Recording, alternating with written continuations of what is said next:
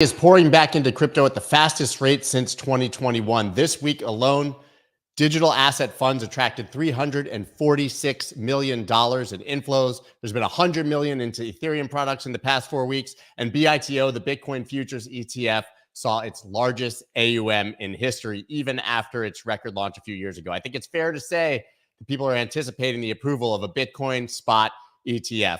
Alongside that, we're going to wrap a bow finally around everything that's happening with Binance. We've got CBDC Palooza over in the EU and a whole lot of other news to discuss. Nathaniel Whittemore and I have missed the last 3 weeks. We apologize, but this is your Friday Five, the 5 stories driving prices in the crypto market. Let's go. Let's go.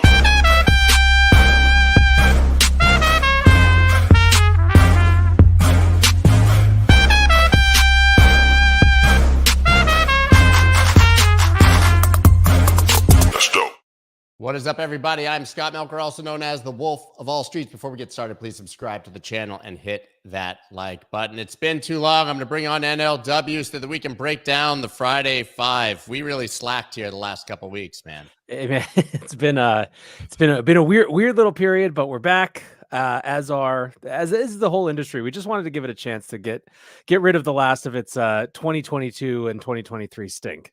Yeah, I mean, what did we even have to talk about the last 3 weeks, really?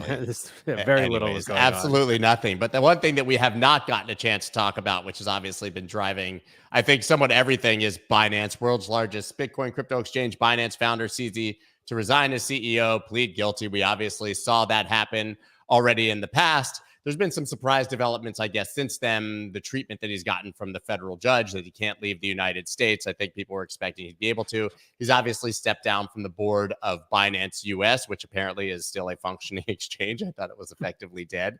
And we've moved on to Richard Tang, a guy who clearly has a ton of experience working with regulators. And I think there's an argument to be made now that Binance will become one of the safest, most regulated exchanges on the planet, and that institutions are going to probably flood back in. I mean, they're not dead. They're going to continue moving forward.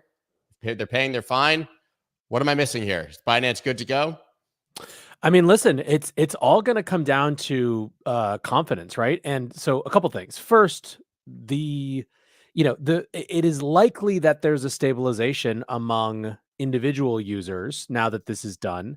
I think that there will be some number of people who, I guess, this sort of convinces them that there was something going on there that they shouldn't like, and maybe they leave now. But I kind of feel like the innuendo, the rumors, the suspicions of all of this have done their work over the last, 12 months, right? Binance's market share had gone down pretty meaningfully.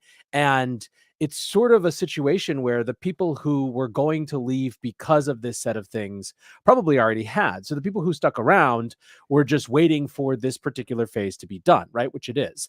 Now, the question is to what extent the more institutional kind of upmarket investors are going to want to come in and use this. And I think probably it's going to be based on a combination of things.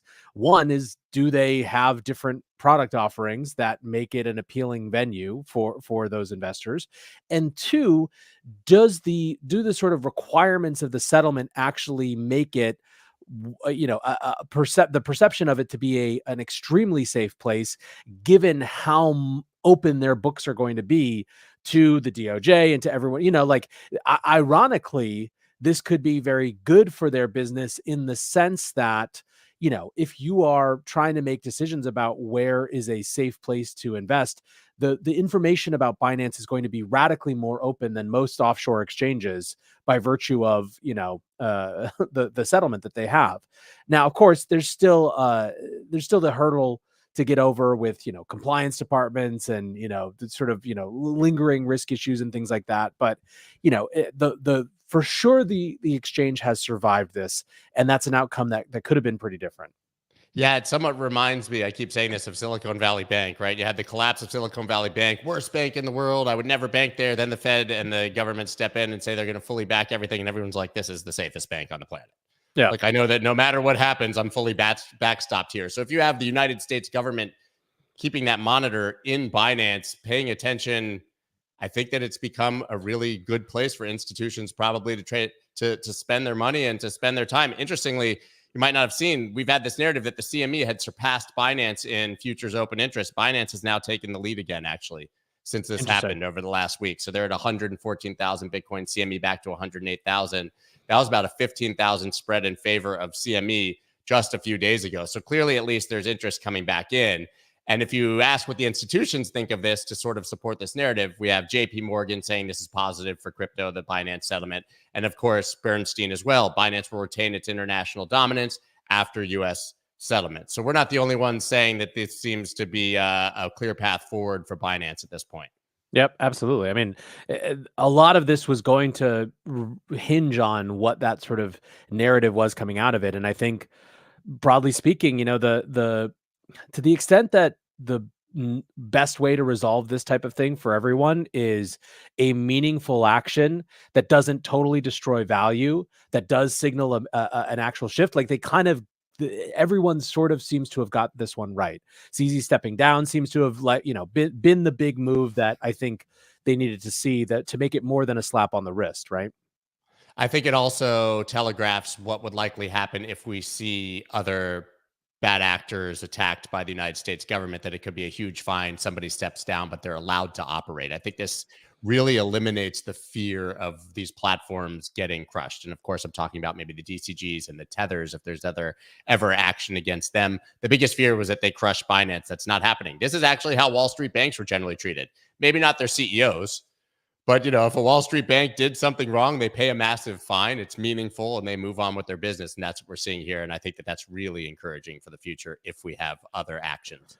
Yeah, this is a little bit outside of sort of our purview, but I do think it will be interesting to see, kind of historically speaking, if the actual holding of executives to account, the way that we've seen with obviously Sam and now with CZ, is a sort of a crypto specific flavor, right? That it's something that's reserved just for this, or if instead it reflects a broader philosophical shift where it's sort of the beginning of a different attitude towards white collar crime, that actually can include, more than just financial punishments for executives. Obviously, this is one of the biggest things that people had complaints about coming off of the global financial crisis, is the lack of that type of accountability. So I wouldn't be surprised if, once again, crypto's first to the party, but it's not exclusively a crypto sort of shift in how white collar crimes are approached.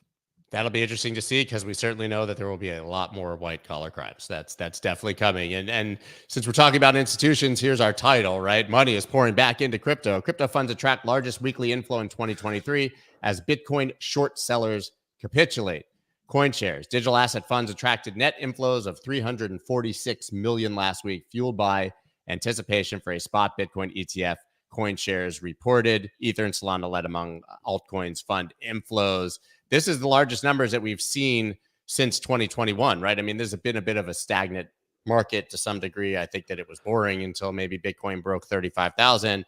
But you can see this obviously in the news, but just anecdotally, even with the price action of a number of altcoins outside of even what's happening with Bitcoin. But can we finally say, hey, man, we're back, or we're so back, I guess, if you really want to be hyperbolic? Listen, I think that there has been for some time a sense that we had meaningfully hit an inflection point where the worst was over and perhaps the best hadn't begun again. I don't think that people are fully ready to call bull market in the way that we think about them when it comes to crypto, but there is clearly positioning going on in advance of an ETF. There is clearly a shift in sentiment across all of the big sort of financial houses when it comes to this.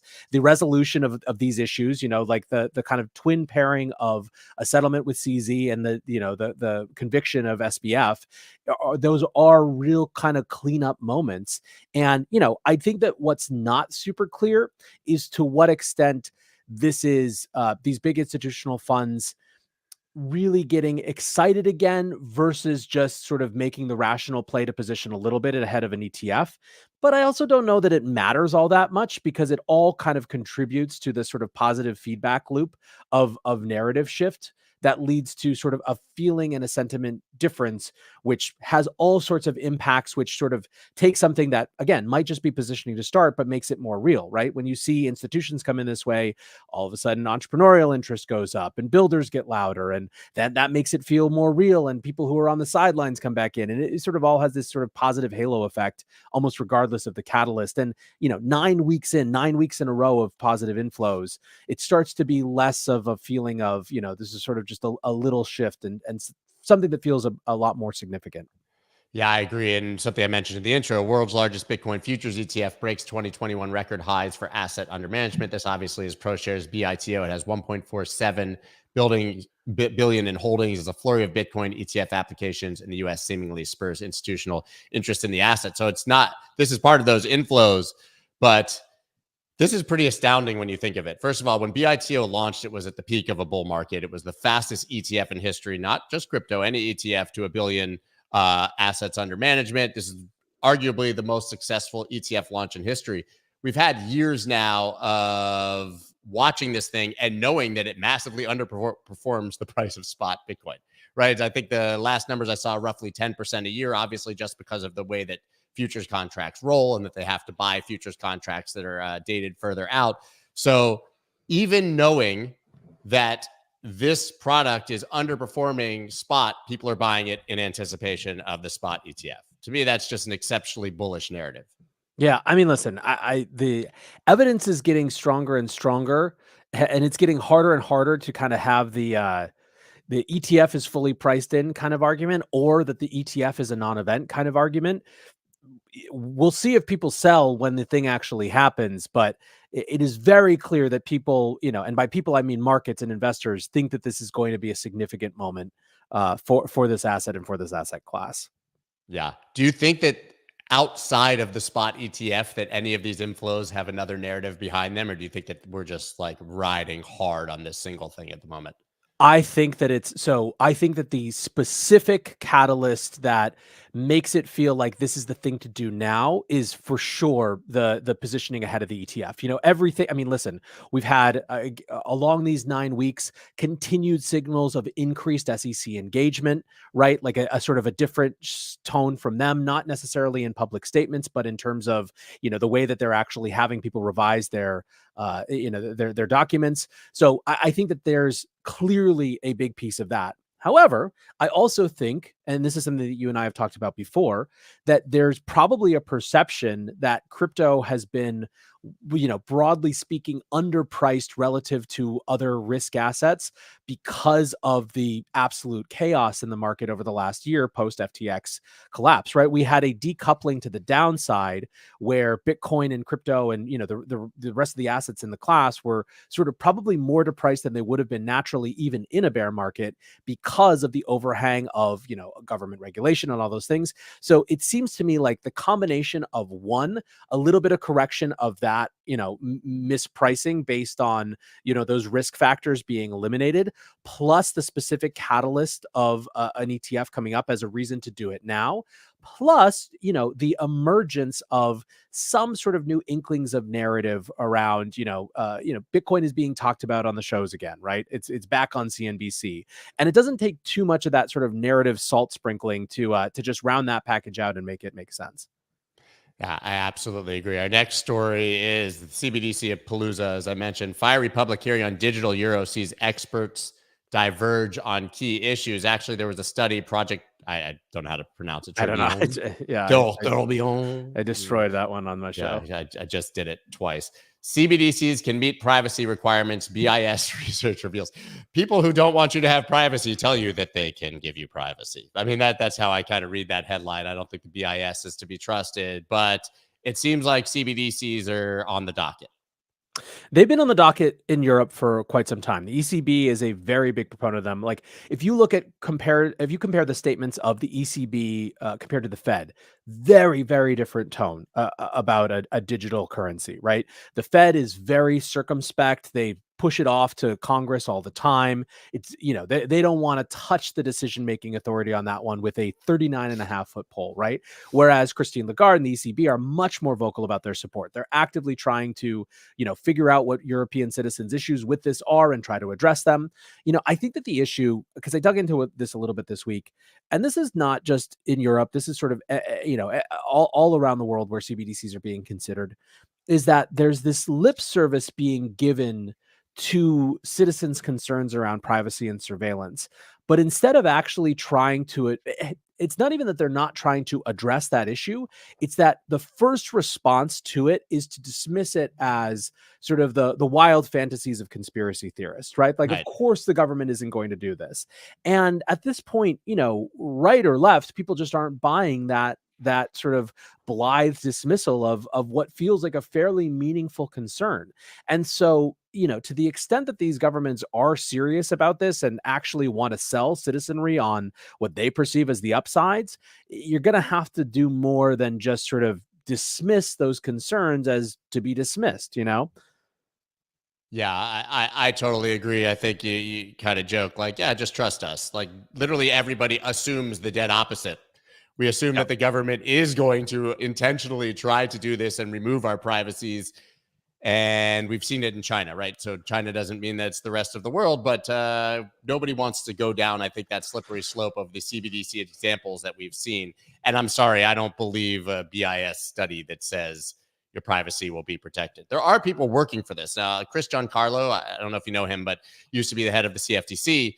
He has a think tank called the Digital Dollar Project. And literally what he does now as an activist is go around the world to everybody who's proposing CBDCs and preach to them the importance of privacy and how to do it. So there are people out there who believe that a CBDC can be done in the same manner that we have cash and privacy can be protected.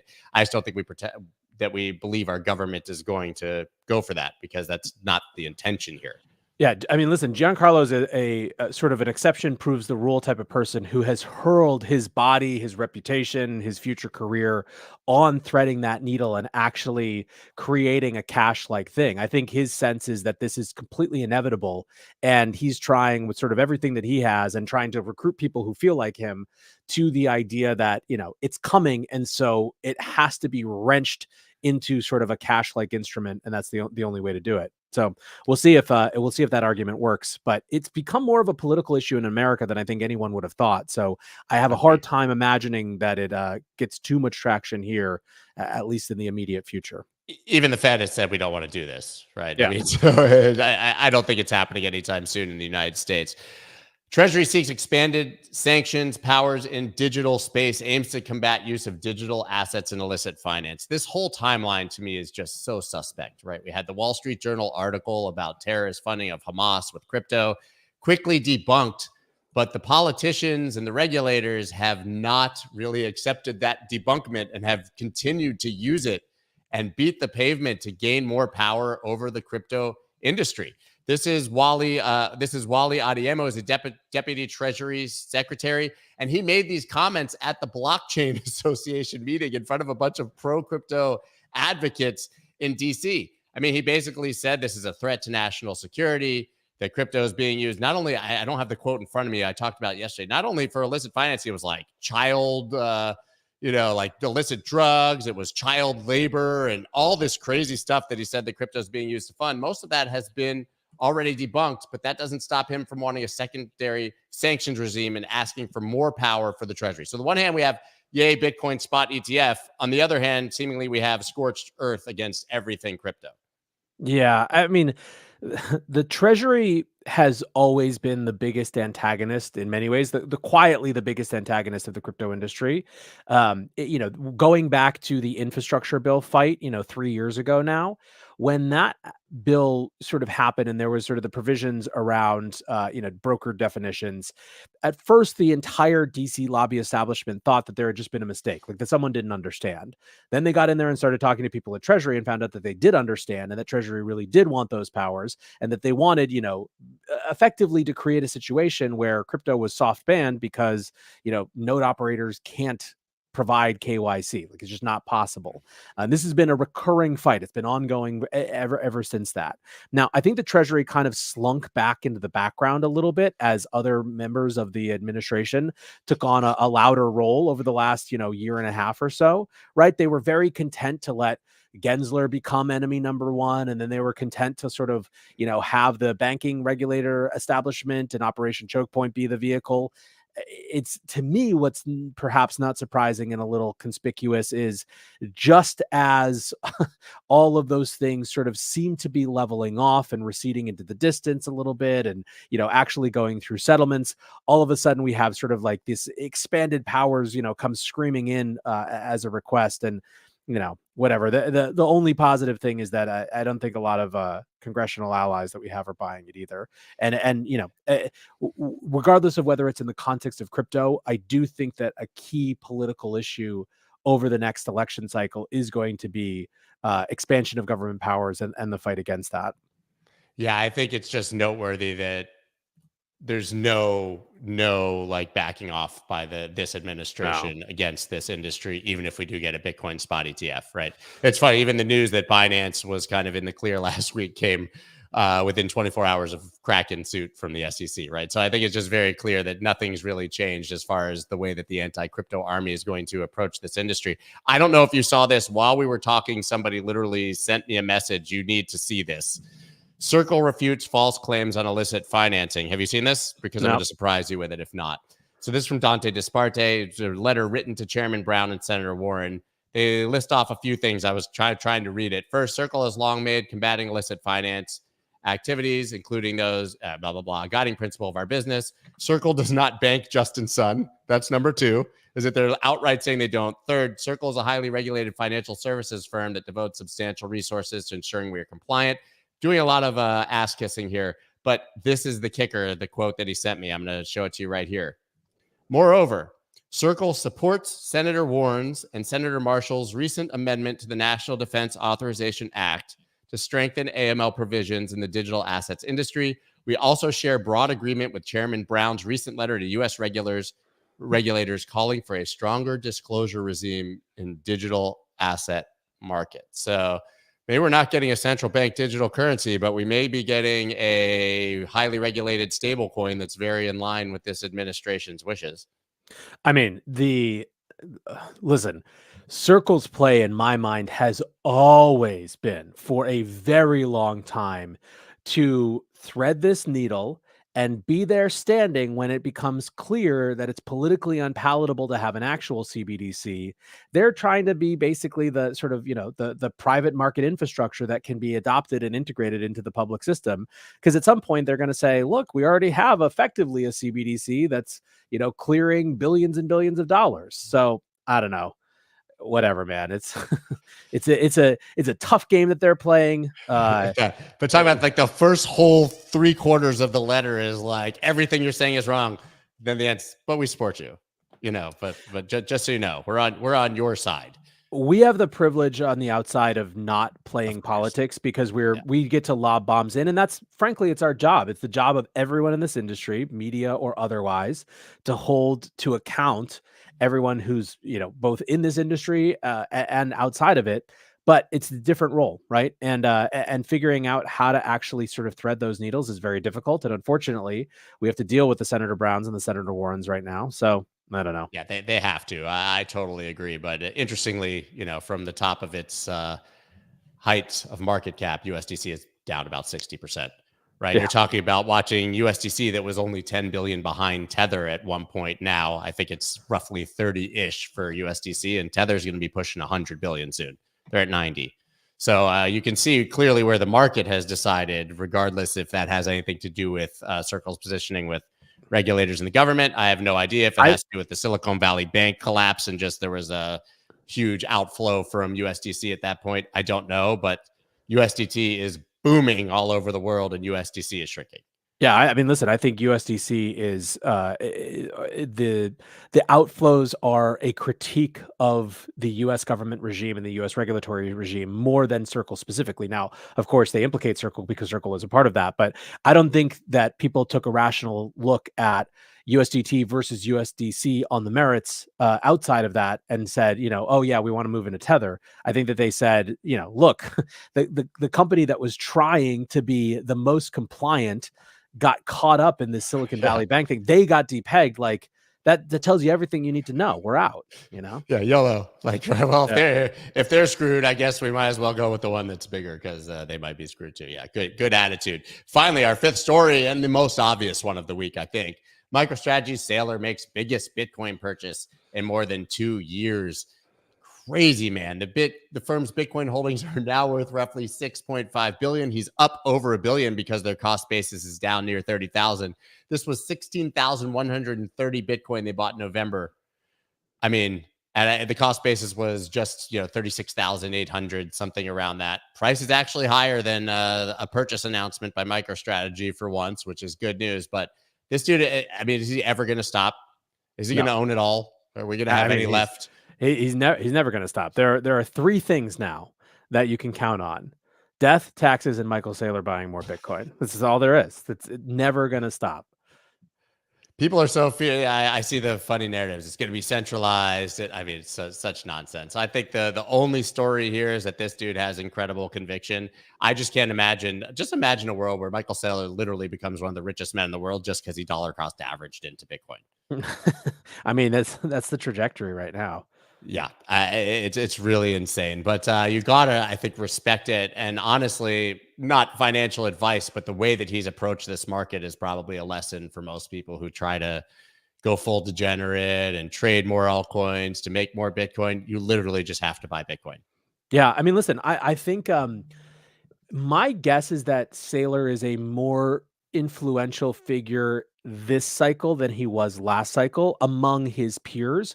And the reason that I say that is that what he did and the sort of intensity with which he burst onto the scene, his arguments about sort of ice cubes melting, the Treasury argument, like it was radical at the time. It was something that people couldn't imitate. I mean, no one did, right? You got Elon a little bit and Square kind of, but like the Treasury narrative never came through, the corporate Treasury narrative.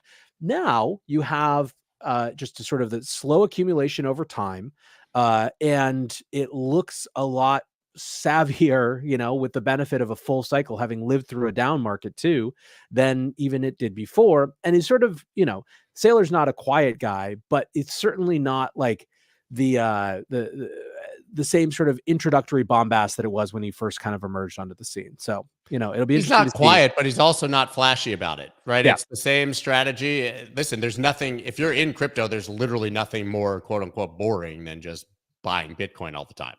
Yep. Right. So, but to your point, I think he's been somewhat proven a genius for continuing to buy through the bear market. And anyone who's ever dollar cost averages kind of wants price to go down every once in a while so that you can improve your cost basis. And that seemingly has worked out tremendously well for him. Do you think that we're going to see other institutions start to put it on the balance sheet like he did in Tesla now that the accounting rules have changed a bit?